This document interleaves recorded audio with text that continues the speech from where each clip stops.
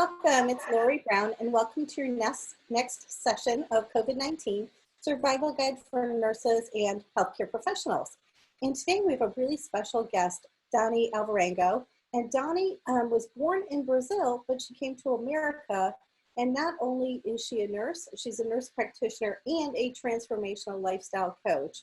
So I'm really excited to have you here, Donni. Welcome. Thank you so much for having me. So Donni has been so gracious enough to talk with us about, with all this chaos going on, how do you get back to flow? And what kind of morning routine do you get to have to create that and create some normalcy in your life in this very abnormal time in our life? So welcome. Absolutely. Well, one of the things that I have been researching and reading a lot about lately is the topic of resilience, right? Because really resilience is the ability to cope and thrive in the face of adversity. And the world right now is facing some adversity, and nurses in particular. And one of the things that I found there's two things. One is having more control. The more we feel like we have control, the more resilient we are. And then the more we have routines in place, the more it sends messages to our mind that the world is the way it should be. And I think that we need those messages right now to boost our ability to navigate the challenges of every single day life. And so having that routine reminds us that we have some control over some parts of our day, right? And so it kind of kills two birds with one stone. Now, ideally, if we could have like a sequence every morning, what that does is it sets our mind up to be able to navigate the day. But if that routine needs to be at the end of the day or whatever, at whatever point of the day that routine needs to fit in, to remind ourselves that the world is the way it should be, and so that we can find a safe space in our mind, that's fine too. Yeah, I'm reading the 5 a.m. Club now, and I have an app on my phone about the 5 a.m. Club, and I'm not a 5 a.m.er, but I'm a 6 a.m.er.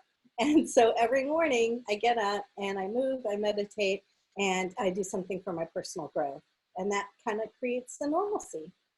Yes, and that's something that we do with our community, is that we have a 30-minute sequence of events where we do 3 minutes. We actually do a Disney Zumba.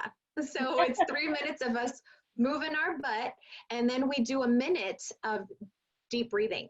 And what I have learned is that the Navy SEALs are taught to use box breathing to help calm themselves so that they're able to function in very, very high stress situations. Mm-hmm. So box breathing is when you breathe in for the count of 4, hold, and then breathe out for the count of 4 and hold. And even doing that 5 times, really, it'll take you no more than a minute. And that's what we do. We do the 3 minutes of Zumba, then we do 1 minute of breathing, and then we do 1 minute of visualization of how is it that we want to show up in the day. Who do we want to become over the next month, 3 months, 6 months? So where do we want to be at the end of this crazy, right? And kind of visualize how we want to show up in the world. And then we do about a minute of kind of reviewing our affirmations, which is sometimes we show up in the world as we are, and yet we wish that we could show up in a different way. When we visualize first, then we can connect who we want to show up with and actually become the boss of our thoughts, right? We boss our thoughts. And so we tell ourselves who we are, right? Right. And I think at this time, managing your mind is the most important thing you can do, because the fear is going to be there. But what you can control is your mind and what you're thinking about. And when those thoughts come in that you don't like, just send them on its way. I always say, change the channel. Yes, absolutely. The whole idea of bossing your thoughts is huge.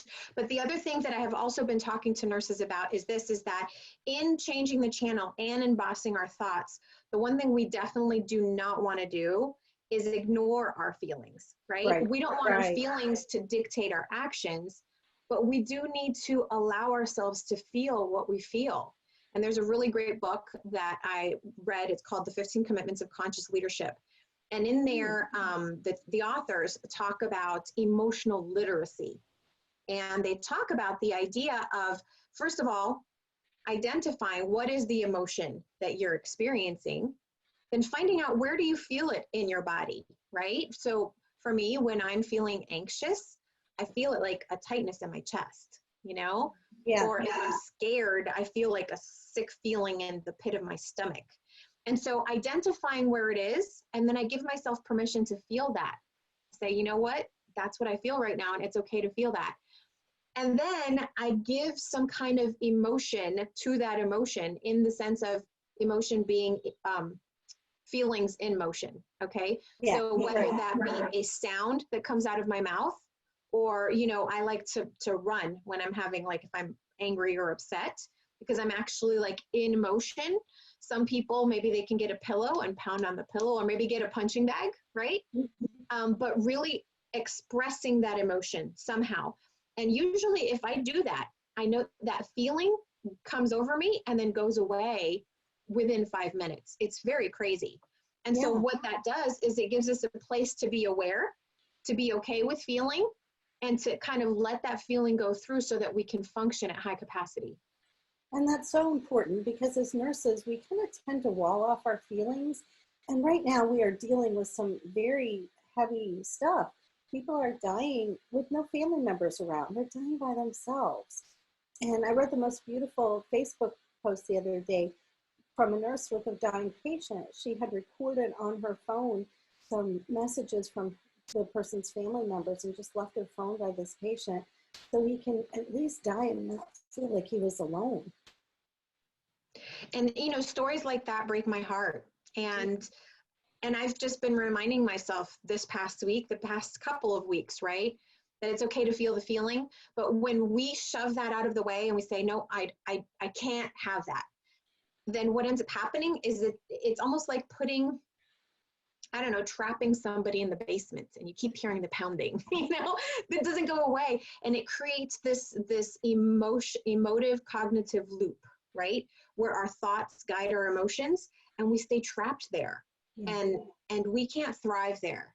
And with everything going on, it's so important that we really take care, like you said, of our mind. And this is one way that we can do that, is by allowing ourselves to feel the feelings, allowing the feelings to go through, even when they're not comfortable.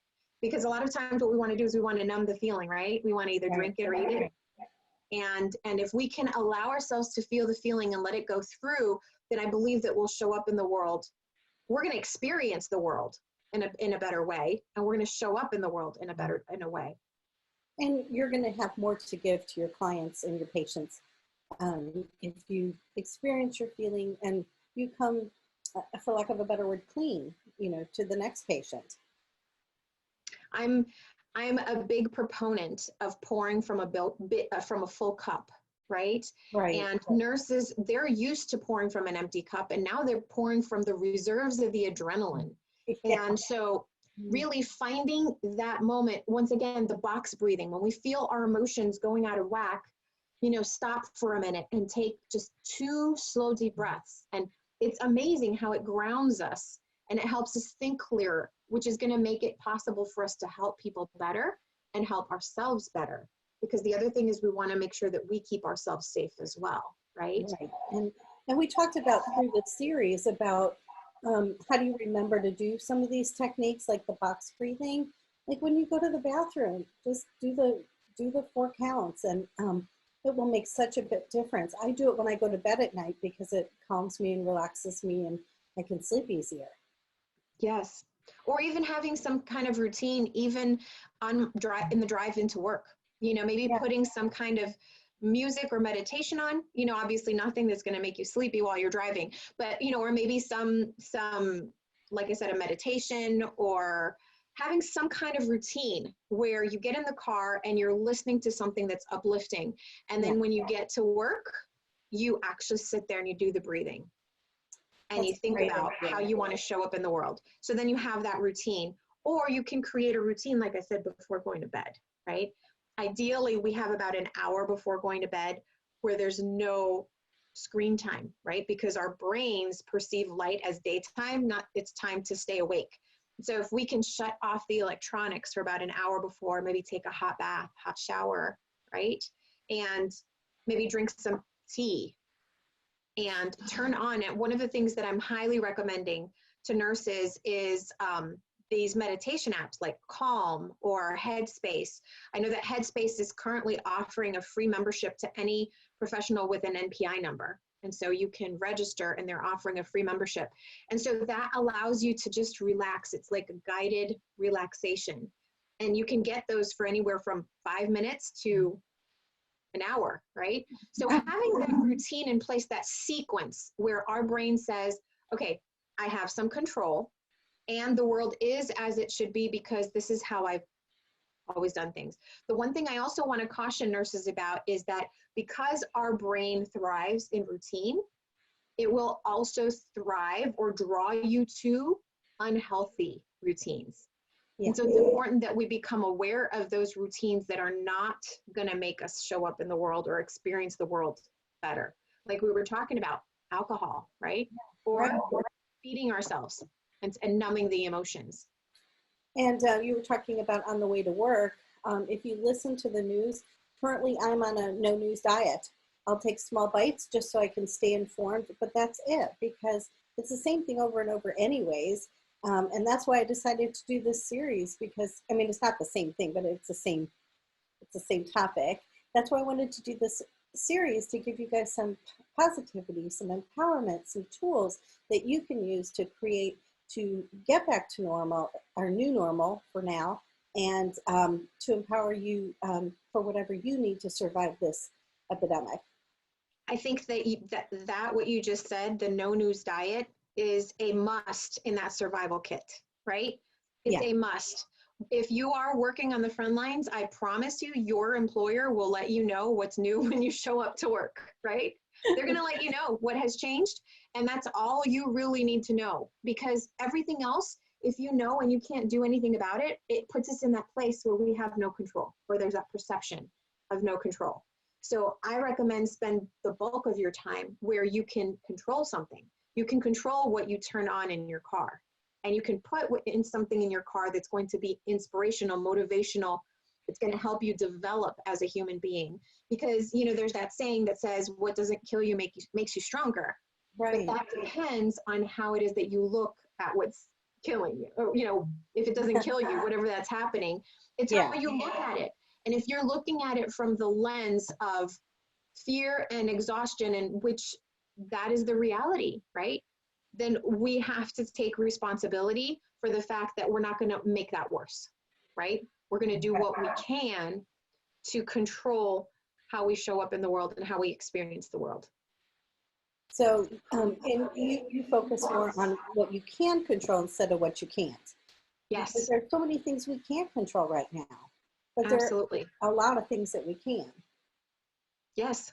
Focus on what you can control. You can control what you listen to in your car, right?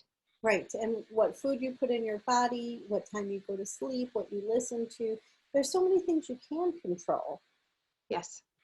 Yes. And in terms of that routine, you know, depending on where nurses are, I also encourage nurses to get outside, you know, make that part of your routine to get a little bit of fresh air and get a little bit of sunlight if you have availability to it, because that will help that mind space so much. In terms of getting back to flow, right? Florence Nightingale, she's the mother of nursing. And she had so much to say, and she had so much to offer, so much so that we've decided that she's our mother, right?